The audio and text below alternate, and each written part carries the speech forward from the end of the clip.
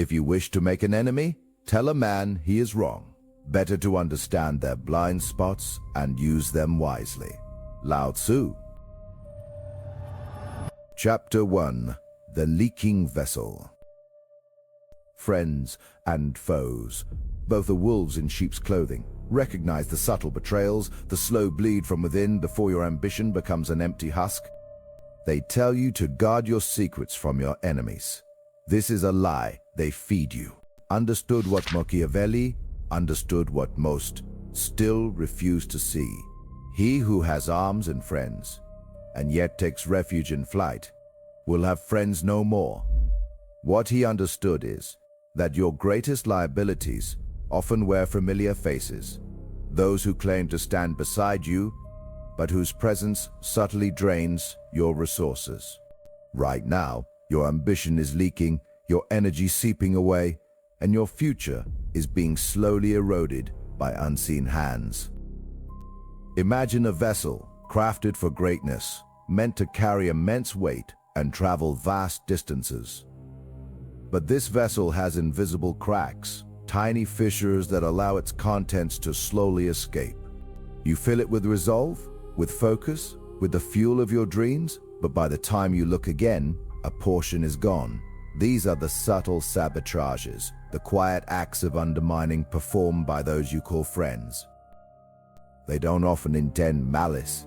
Their actions stem from insecurity, from a fear of being left behind, from a desire for you to remain exactly where you are, a stable point in their own shifting world.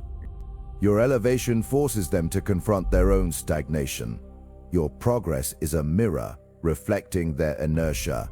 This discomfort manifests as 1,000 tiny pinpricks against your drive. Watch what happens when you announce a bold new plan. The immediate, surface-level support quickly gives way to subtle questions. Are you sure that's realistic? What about the risks? Don't you think you're spreading yourself too thin? These aren't genuine concerns, they are soft probes, designed to inject doubt, to make you second guess, to pull you back into the comfortable mediocrity they inhabit. This is why you must learn to build in silence. Your plans are sacred. They are blueprints for your escape, maps to your next level. Every time you share them prematurely, you invite external judgment into an internal process. You give them a chance to dilute your focus, to contaminate your vision, to subtly reshape your path with their anxieties.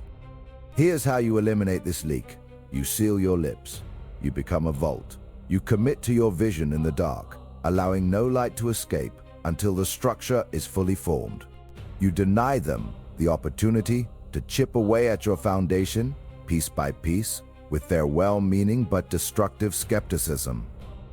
If you announce your intentions, people will dissect them, critique them, and consciously or unconsciously, they will work to keep you grounded.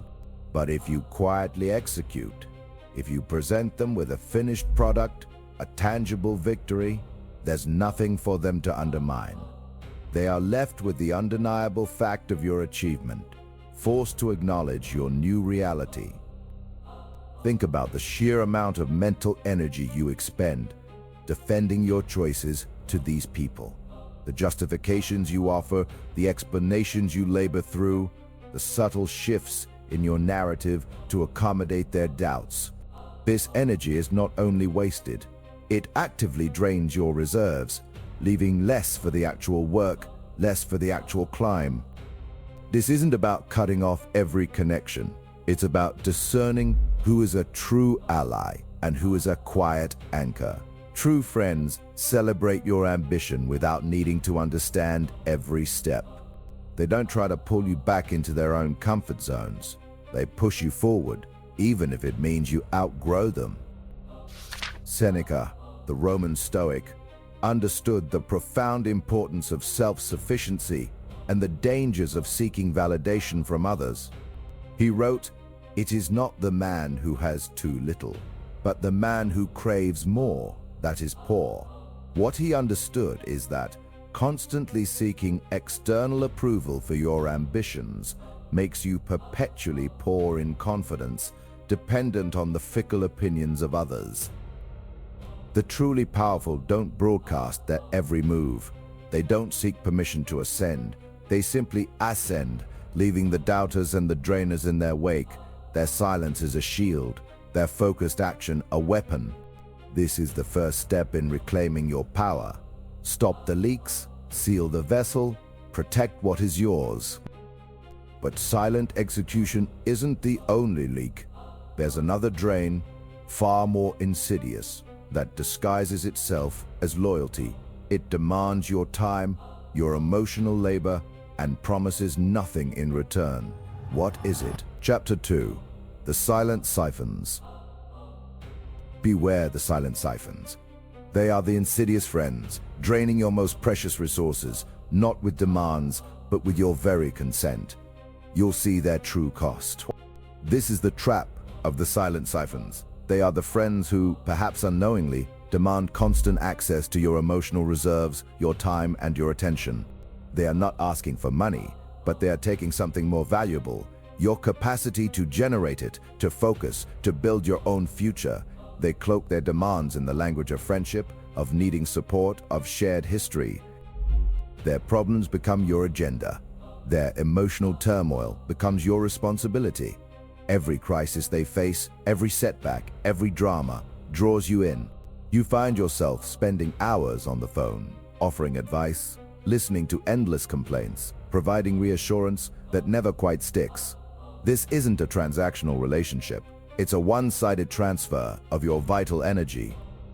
Think about the friend who calls late at night, needing to vent about another romantic disaster, the one who constantly needs validation after a small criticism at work, or the one whose financial struggles become the topic of every conversation, expecting your endless sympathy and problem-solving. Your own tasks, your own peace, your own crucial development time gets pushed aside again and again. You feel a sense of obligation, a guilt that prevents you from setting firm limits. They manipulate your empathy, your sense of loyalty, turning it into a weapon against your own progress. The more you give, the more they expect, until you find your own well running dry, your ambitions stifled by the weight of their unresolved issues. Here's how you identify and disarm these siphons. First, recognize that these relationships are not reciprocal, they are parasitic.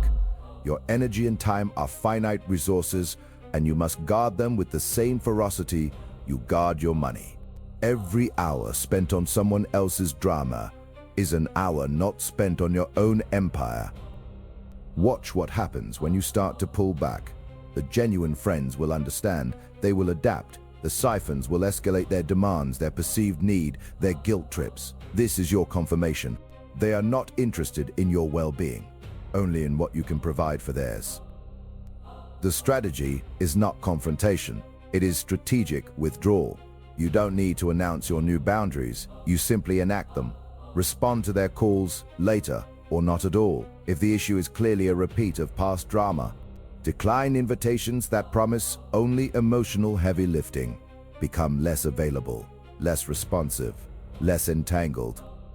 Make your time precious. Make your advice scarce. When they try to pull you into their vortex, offer brief, neutral statements. That sounds tough. I hope you figure it out. Do not offer solutions. Do not offer endless listening. Starve the siphon of the fuel it seeks. What Marcus Aurelius understood is that your inner fortress must be impregnable. He wrote, "You have power over your mind, not outside events. Realize this, and you will find strength. Your strength comes from protecting your mental and emotional space from external invasions, from the endless demands others place upon it. You control what enters and what drains you. If you announce that you are too busy or need space, they will argue, they will negotiate, they will find loopholes. But if you quietly, consistently become less available, there's nothing for them to fight. They are left with the new reality of your unavailability, and they must adapt or move on. The silent siphon thrives on your predictable supply. Change the supply, and you change the relationship. Sun Tzu understood that the greatest victory is achieved without battle, by making your position unassailable. Your strategic withdrawal makes your emotional resources unassailable to those who would deplete them. This isn't about being cruel. It's about self-preservation. It's about understanding that your ambition, your success, your very capacity to thrive is being silently eroded by those who claim to care about you. You must protect your energy as fiercely as a warlord protects his gold. Your growth demands solitude, demands focus, demands an unburdened mind. The silent siphons offer none of this. They offer distraction, depletion, and an endless loop of drama. Cut the cords, one by one. Reclaim your time, reclaim your focus, reclaim your power. This quiet disengagement will prune your social circle. Those who remain are the ones who respect your time and energy, who contribute to your growth rather than draining it. You'll find clarity in the silence and strength in the space you create for yourself. But there is another insidious trap, one where the friend actively sabotages your efforts. Not just drains your energy, they smile to your face, yet secretly wish for your downfall. What is this hidden enemy? Chapter 3, The Poison Counsel. Beware the well-meaning. For the most dangerous foes don't openly attack. They subtly drain your will, whispering doubts, binding you with their own chains. The hidden enemy is subtle. It cloaks itself in concern. It wears the mask of friendship, of well-meaning advice. This is the poisoned counsel, a whisper designed to keep you small, to tether you to their reality, not your own. This counsel bleeds your ambition dry. It does so one careful suggestion at a time. It tells you to be realistic. It demands you play it safe, urging you to reconsider the risks you envision. On the surface, their words are not malicious, they seem to care. But beneath this thin veneer, they are laced with their own fears, their own failures, their own deep-seated envy. They cannot stand to see you rise above them. They see your ascent as a direct threat to their comfortable stagnation. They look at your potential and feel their own limitations. Since they cannot or will not rise themselves, their subconscious drive is to pull you down to their familiar level. Think about the last time you shared a truly ambitious plan, perhaps a bold new business venture, a significant career pivot, or a radical life change. You laid out your vision with excitement. You outlined your calculated risks, your potential rewards. Watch what happens when you reveal these plans to someone who secretly fears your success. They do not celebrate your courage. They offer no genuine encouragement. Instead, a subtle shift occurs in their demeanor, a flicker of something unsettling. They will begin to question everything: the market conditions, the timing, your experience, your resources. They will point out every single potential pitfall. They will give you a million reasons why not to try, why to stay exactly where you are. Their counsel is a trap. It is a carefully constructed argument, designed to keep you trapped in the familiar, in the safety of your current limitations. This is how the poison counsel operates. Here's how you recognize this insidious pattern and disarm it. First, understand a fundamental truth. True support elevates you. It does not ground you. Genuine encouragement acknowledges risk, but always focuses on your capability to overcome it. The dark strategy is not to confront them directly. Instead, it is to observe. Listen to their words, yes, but watch their eyes. Pay attention to their subtle shifts in body language, their tone. Notice if their concern consistently steers you away from growth, always nudging you back into the comfortable, unchallenging herd. Socrates taught us to question everything, especially the advice we receive from others. He understood that many people offer opinions based on unexamined beliefs, not on objective truth or genuine wisdom. Their counsel often reflects their own internal landscape. These friends project their limitations onto you. When a friend tells you your dream is too big, too hard, or too risky, they are often speaking about their own inability, their own fear of failure. They are articulating their own discomfort with your potential, not your actual limits. You must learn to separate their fear from your reality. If you announce your boldest moves to everyone, you invite this kind of subtle sabotage. You open yourself to a torrent of doubt. You expose yourself to their negativity, their constant attempts to subtly derail your path forward. But if you quietly execute, if you share your plans only with those who have a demonstrable track record of building, of winning, of lifting others, then there is nothing for the naysayers to latch onto. Your strategic silence becomes your most impenetrable shield against their poison. Napoleon Bonaparte once stated that the world suffers a lot, not because of the violence of bad people, but because of the silence of good people. While often interpreted in a moral context, what he also understood is the strategic importance of choosing your counsel wisely. He surrounded himself with men who executed orders, who pursued action, not merely advised from a place of fear or inaction. He knew that doubt, once planted, can erode even the strongest resolve. He sought decisive action, not endless hesitation. Their advice, therefore, is a test.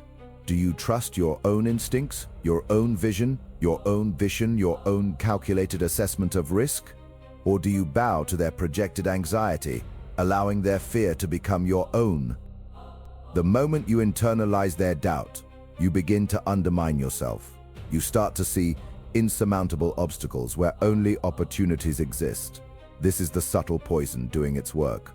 It warps your perception, slowly, steadily, until you give up on your grandest ambitions, convinced it was your own idea to retreat. To protect yourself, cultivate an inner circle that consistently inspires action, not inaction. Disengage from those who constantly tell you to think it through one more time when your gut is screaming for immediate movement. Their caution isn't prudence, it is paralysis. Their wisdom is often just a reflection of their own comfortable, self-imposed cage. They desire your company within that same cage. The poisoned counsel is a quiet killer of dreams. But there is another kind of friend, one who doesn't just offer bad advice, but actively uses your vulnerabilities against you, turning your trust into their weapon. What is this ultimate betrayal? Chapter 4, The Open Gate. The open gate, your own undoing. You announce your intentions, believing all wish you well, a fatal flaw, releasing your nascent plans into a pack of wolves. They do not. It is the slow, deliberate bleed of your potential, self-inflicted. You open the gate yourself. You announce your intentions, your grand designs, your carefully laid plans to those who do not deserve such intimate access. This is the trap of the open gate, a vulnerability you create by believing everyone celebrates your coming success as fiercely as you do. They do not. Sharing your ambitions prematurely is like releasing a nascent plan into a pack of wolves. Some will tear it apart with criticism, born of their own failures. Others will quietly observe, waiting for you to stumble, ready to pick at the carcass of your efforts. Even those who seem supportive might unconsciously dim your light, their own insecurities projecting onto your bold moves. Watch what happens when you tell a friend about your revolutionary business idea or your radical career pivot. They listen, they nod, perhaps they offer a token of encouragement, but the seed of doubt has been planted. They might subtly question your resources, your skills, your timing, chipping away at your confidence. The energy you had for the project begins to dissipate. Think about the sheer power in silence. When you keep your strategic moves hidden, your enemies have nothing to target. Your rivals cannot anticipate your next step. Your fair-weather friends cannot sabotage what they do not know. The element of surprise is a weapon, forged in the quiet forge of your own mind and actions. Here's how you seal the gate. You operate in stealth. Your intentions remain a closely guarded secret. Your work unfolds behind closed doors, away from judging eyes and envious whispers. You do not seek validation for your process. You only reveal the finished product. This is not paranoia, it is strategic wisdom. If you broadcast your grand vision, people will offer opinions, usually unasked for, always laced with their own biases. They will try to talk you out of it, They will spread rumors, but if you quietly execute, if you emerge with your victory already secured, there is nothing to debate, nothing to criticize, nothing to undermine. The deed is done. Julius Caesar understood this principle profoundly. He did not send messengers to Rome announcing every strategic move of his legions in Gaul. He didn't poll his senators on whether he should cross the Rubicon. He moved, he acted. He presented a fait accompli to the world, often summed up in his legendary phrase, Veni, Vidi, Vici, I came, I saw, I conquered. What he understood is that victory speaks for itself. Explanation only weakens your position. The moment you tell someone your big plan, you give them a piece of your power. You invite their energy, positive or negative, into your sacred space of creation. This is a drain, it is a leak. It depletes the very focus you need to bring your vision to life. The more people who know, the more diffuse your energy becomes. Keep your true ambitions locked away, a precious jewel in a vault only you can access. Let your silence be so profound that your actions roar louder than any words. This cultivates an aura of mystery, an undeniable strength that draws people in rather than pushing them away with premature declarations. They respect what they don't fully comprehend. Cardinal Richelieu, the architect of French power, was a master of such calculated secrecy. He operated behind the scenes, pulling strings, making moves that only became apparent once they were already irreversible. He famously asserted that, if you give your enemies time to reflect, they will often find means to hurt you. His strength lay in his ability to conceal his true intentions until the moment of their inevitable execution. What many call trust is often just naive transparency. You believe that sharing your innermost goals will foster connection or gain support. Instead, it often creates targets. It provides information. It gives your friends a precise map of your vulnerabilities should they ever choose to exploit them. The truly successful learn to compartmentalize. They have their public face, their polite exchanges, their shared superficialities, but the core of their ambition, the driving force of their quest, remains hidden. This is the inner sanctum of power. It is where true leverage is built. Your plans are not for public consumption. They are for private execution. They are not for discussion. They are for decisive action. The less noise you make, the more powerful your eventual impact will be. Let them marvel at the result, not witness the messy, vulnerable process. Do not mistake this for isolation.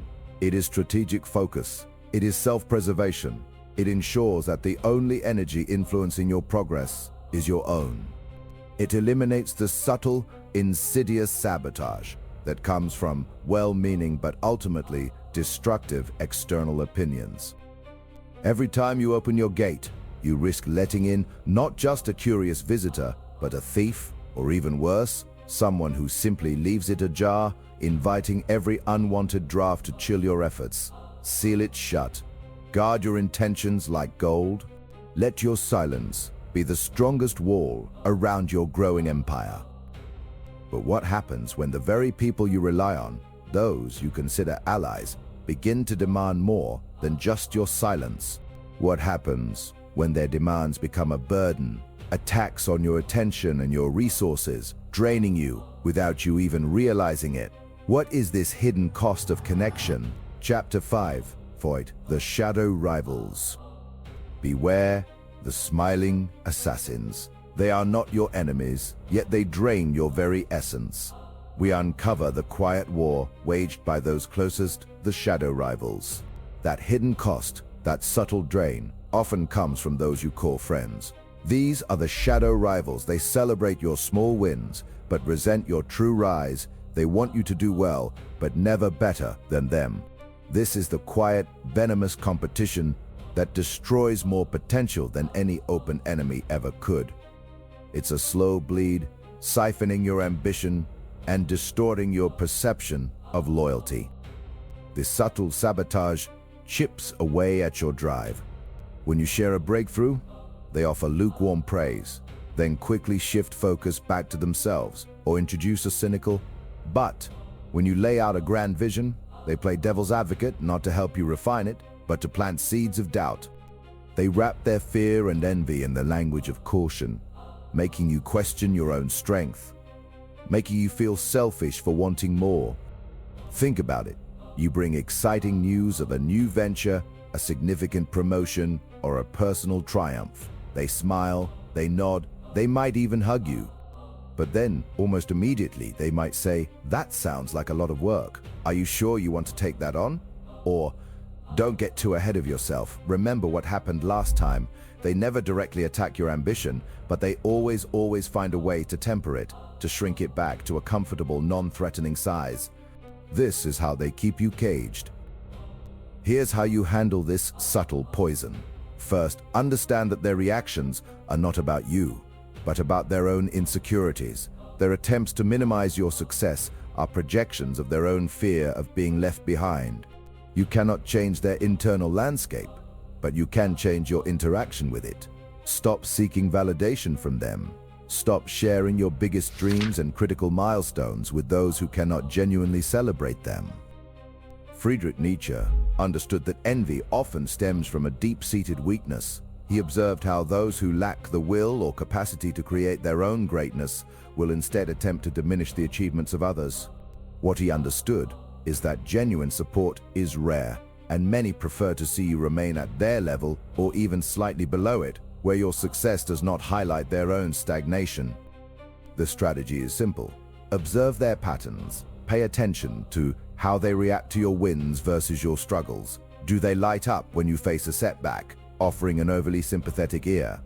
Do they downplay your achievements, making them seem less significant?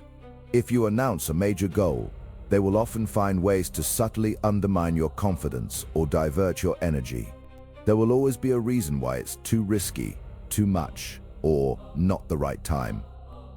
But if you quietly execute, if you work in silence and let your results speak for themselves, there's nothing for them to tear down in advance. There's no opportunity for them to inject doubt into your process. When the victory is undeniable, their lukewarm congratulations become hollow. Their attempts to minimize your success appear pathetic. They are left with nothing but their own quiet envy, powerless to stop your momentum. Genghis Khan, the great unifier, understood the brutal reality of human ambition and the need for absolute clarity and loyalty. He knew that unspoken resentments could fester into open rebellion if not managed. While he operated on a grander scale, his lesson applies. You must distinguish between true allies and those who merely tolerate your presence, especially as you ascend.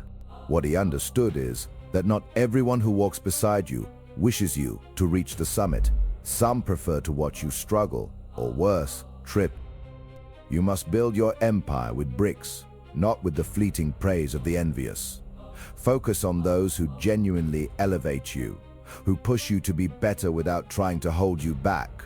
For the shadow rivals, offer pleasantries, keep them at arm's length, and starve them of the information they might use to subtly disarm you. Your silence becomes a shield, your progress an undeniable truth. But what if these seemingly supportive connections aren't just subtly undermining you, but actively demanding your attention, your time, your very presence as a tax on your rise? What is this drain, this subtle form of emotional blackmail that keeps you tethered to their needs? Chapter 6, The Invisible Anchor. The invisible anchor. This unseen force, a drag upon your very spirit, often masquerades as love or loyalty. But know this, your stagnation is their security. This drain is what we call the invisible anchor. It isn't a weapon wielded with malice, but a comfort blanket woven from shared history and unspoken expectations. These are the connections that demand your presence, not your progress. They need you to stay exactly where you are, because your growth exposes their stagnation. This is not sabotage.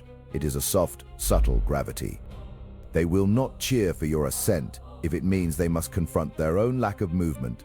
They keep you tethered, not with chains, but with constant requests for your time, your emotional energy, your participation in their predictable routines. Every coffee date, every late-night call, Every shared complaint about the world becomes a strand in the rope binding you. They drain your ambition not by attacking it, but by consuming the hours you would use to fuel it. Your dreams require quiet focus, brutal effort, and sometimes a deliberate withdrawal from the noise. Your anchor, however, thrives on that noise. They want you present. They want you engaged in their drama, their gossip, their small, contained worlds. This is how they dilute your drive. They chip away at your focus, steal your precious hours, and subtly remind you of the comfort of standing still. Watch what happens when you start to pull away, to decline invitations, to prioritize your own work over their impromptu demands. They won't understand. They'll feel slighted, abandoned, even betrayed. You are breaking the unspoken pact. We rise and fall together, or rather, we stay exactly here together. Your ambition becomes a mirror reflecting their inertia, and few people tolerate that reflection for long. They will say things like, "You've changed," or "You're too busy for us now." These aren't observations. They are subtle accusations designed to elicit guilt, to pull you back into the orbit of their familiar mediocrity. They may even weaponize your past, reminding you of who you used to be before you started reaching for something more. This is their plea, their attempt to re-establish control.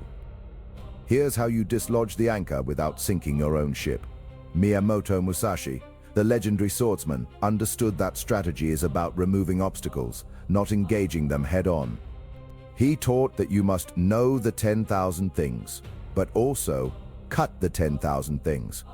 What he understood is that your energy is finite. You cannot waste it fighting every subtle pull. Your strategy must be quiet, gradual, and firm. Do not announce your retreat. Do not explain your new boundaries. Explanations create negotiation points, and negotiation is always a drain. Instead, simply become less available. Let your actions speak. Your time becomes a scarce resource, allocated only to what serves your ascent. When they call, be brief. When they invite, be often busy. When they complain, listen without offering solutions or getting drawn into their emotional quicksand. You are not rejecting them, you are simply optimizing your own operational efficiency. Your focus shifts and your availability follows. This is a slow fade, not a sudden break. The anchor needs constant attention to hold you. If you remove that attention, if you cease to provide the emotional fuel, the anchor loses its grip. Some will drift away naturally, finding other sources of validation and engagement. Others will adapt to your new, less available self, respecting your boundaries because they have no other choice. If you announce your new path or declare your need for space, people will interpret it as a personal attack. They will react with anger or hurt, creating drama that consumes more of your energy. But if you quietly reallocate your time, if you gradually shift your priorities without explanation, there's nothing for them to fight against. There's no dramatic confrontation, just a gradual, undeniable shift in your presence. Fools engage in conflict, burning bridges. The wise simply build new paths, letting old ones slowly become overgrown. You are not cutting them off. You are simply growing too large for the small pond they inhabit. Your orbit changes, and those who cannot match your velocity will naturally be left behind. This is not cruelty. It is the natural consequence of evolution. Steve Jobs famously said, "Your time is limited, so don't waste it living someone else's life." This was his core belief, that every moment spent on someone else's comfort, someone else's drama, someone else's stagnation is a moment stolen from your own potential. He ruthlessly eliminated distractions and unnecessary obligations, not out of spite, but out of a profound respect for his own finite existence and his vision. This principle applies equally to your social circle. Your time is a non-renewable resource. Spending it to prop up an anchor that offers no reciprocal growth is a form of self-sabotage. You are not selfish for protecting your finite resources. You are disciplined. You are not abandoning them. You are simply refusing to be abandoned by your own future. The invisible anchor is insidious because it masquerades as friendship, as loyalty, but true loyalty does not demand your stagnation. True friendship supports your growth, even if it means you eventually outgrow the shared space. Distinguish between genuine connection and convenient companionship. By slowly pulling back, by becoming less available for emotional labor and time-consuming distractions, you force the anchor to either adapt or detach. Those who genuinely care about your well-being will understand, even if it takes time. Those who only valued your presence for their own comfort will reveal their true colors through their resentment and eventual absence. The space you reclaim is not empty. It fills with focus, with clarity, with the necessary solitude required for true creation. You exchange superficial engagement for profound progress. You trade the comfort of the familiar for the challenge of the unknown. Anchors are designed to keep things still, but you are not a ship meant to sit idly in port. You are a vessel built for the open sea, for exploration, for charting new courses. To remain tethered is to deny your true purpose. Severing the invisible anchor frees you from the subtle yet relentless drag on your progress. But there is another type of friendship that drains you, not by demanding your presence, but by subtly devaluing your achievements. This is the friend who cannot celebrate your wins without bringing up their own struggles. What is this silent competition, this constant need to recenter the attention? Chapter 7: The Architect's Hand. The Architect's Hand, a perilous game. Now you understand their motives, but understanding is only the first step toward your own ascent. This constant recentering is emotional vampirism.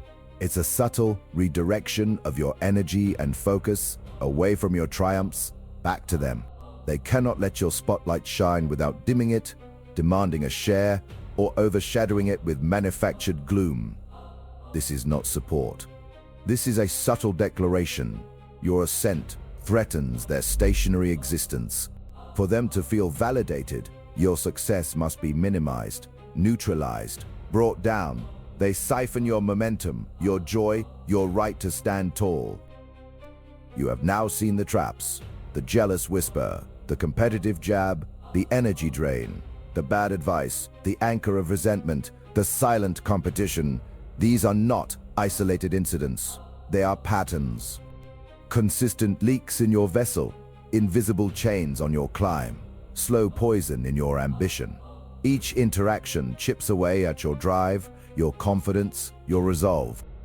They do not announce themselves. They simply exist, eroding your foundation, day by day, moment by moment, until you wonder why your efforts yield so little, why breakthroughs feel muted, why victories taste hollow.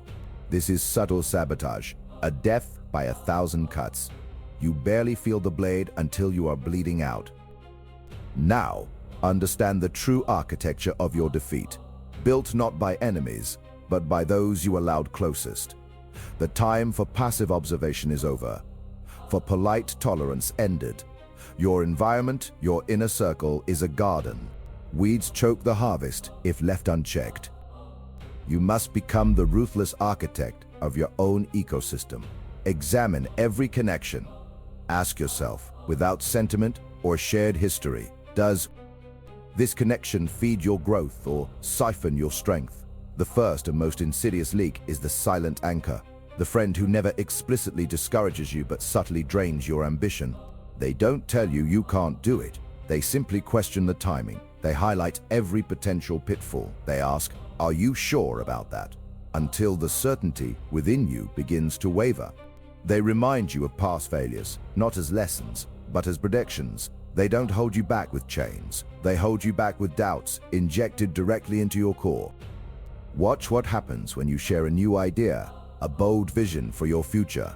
The silent anchor will listen, nod, then ask about the taxes. They'll wonder if the market is ready. They'll bring up that one person who tried something similar and failed. They will not celebrate your excitement. They will not amplify your vision. They will gently, meticulously chip away at your resolve until what once felt like a burning fire is reduced to a hesitant flicker. This is not concern. This is control. This is the quiet erosion of your offensive spirit. Here's how you eliminate this leak.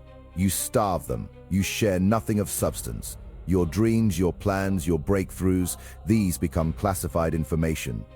When they ask about your progress, you offer vague pleasantries. You smile. You nod. You say, things are moving, and then you change the subject. You provide them with no access points, no emotional ammunition, no raw material to twist into doubt. You treat them as social contacts, not confidantes. They are on the periphery, never at the center. If you continue to announce your grand designs to these anchors, you invite their passive resistance. You hand them the psychological tools they need to slowly dismantle your belief. But if you quietly build, if you execute your vision in the shadows, there is nothing for them to question, nothing for them to undermine, nothing for them to weigh down. Your momentum becomes unstoppable because it is unseen. As Sun Tzu wrote, all warfare is based on deception. Therefore, when capable of attacking, we must seem incapable. When using our forces, we must seem inactive. When we are near, we must make the enemy believe we are far away. What he understood is that secrecy is a shield, not just from enemies, but from anyone who benefits from your stagnation. But there's another insidious leak, one that feeds on your vulnerability. It is the envious mirror, the friend who reflects not your potential, but their own resentments. What is it? The envious mirror is a common companion on the path to success. This friend cannot tolerate your ascent, for it highlights their own perceived failings. They will celebrate your victories publicly with strained smiles and hollow praise, but privately, or in your absence, they will diminish your achievements. Oh, he just got lucky, they'll murmur. It was handed to her? Anyone could have done that. They will find reasons to attribute your success to anything but your skill, your effort, your vision. Think about the moment you share genuine good news. The envious mirror might offer a weak compliment, then immediately pivot to their own unrelated struggles, demanding your emotional energy. Or they will recount someone else's bigger success story, subtly implying yours isn't as significant. This is not about celebrating you, it's about re-establishing the pecking order. It's about ensuring that you do not shine too brightly, too independently. They want to be seen as equals, but only if that means you stay at their level. Here's how you disarm the envious mirror. You do not stop achieving. You simply stop sharing the precise details of your victories. You learn to speak in generalities about your progress. Present your successes as a lot of hard work or just a step in the journey, downplaying the magnitude. You redirect conversations away from your personal achievements and towards broader topics. Do not feed their need to diminish. Do not give them the specifics they crave to dissect and discredit. If you flaunt your triumphs before the envious, you give them a target for their hidden resentment. You give them the material to invent excuses, to spread quiet rumors, to poison the perception of your work among others. But if you present your success with a calm, understated confidence, it leaves them with nothing to attack. There is no specific detail to pick apart, no grand announcement to deflate. Your quiet, relentless progress becomes an unassailable fact. Marcus Aurelius understood this when he wrote, "Waste no more time arguing about what a good man should be one." What he understood is that actions speak louder than any boast, and quiet integrity cannot be easily tarnished by envious words. But there is a third, equally destructive force, one that binds you through false obligation. It is the emotional creditor, the friend who demands constant validation and emotional labor. What is it?